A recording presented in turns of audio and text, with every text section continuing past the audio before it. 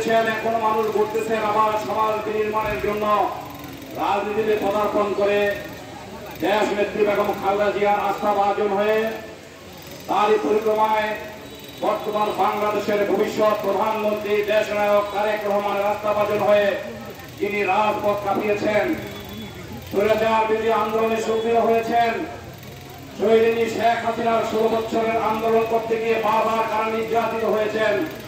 আমাদের প্রিয় অধ্যক্ষ সেলিম ভূঁইয়া উনি উপস্থিত হয়েছেন। এই জন্য আমরা মতলব বাংলাদেশ জাতীয়তাবাদী দল মতলব উত্তর উপজেলা শাখার পক্ষ থেকে ওনাকে সংগ্রামী অভিনন্দন জানাচ্ছি। আজকে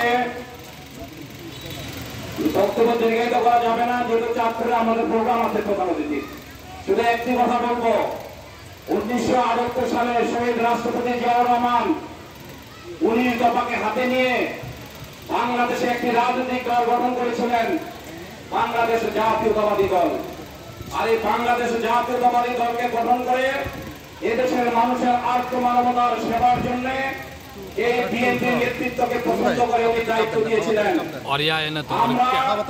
বাংলাদেশ জাতীয়তাবাদী দল মতলব উত্তর উপজেলা শাখা পক্ষ থেকে একথা ঘোষণা করতে চাই, এদেশের মানুষের ভিতরে, এদেশের সমাজের জন্য, এদেশের মানুষের জন্য যারা ভালো কাজ করতে আসবে, যারা সমাজ বিনির্মাণে পরিচ্ছন্ন রাজনীতি করবে, যারা আত্মমানবতার সেবার জন্য নিজেদের জান মাল সময় দিয়ে এখানে এগিয়ে আসবে, আমরা সেই ধরনের লোকদের জন্য যাতে কেন্দ্রীয় নেতৃত্বের পক্ষ থেকে নেতৃত্ব নির্ধারণ করা হয়, এই সুপারিশ আমরা বাংলাদেশ জাতীয়তাবাদী দলের পক্ষ থেকে আমরা কেন্দ্রীয় নেতৃত্বের কাছে রাখবো।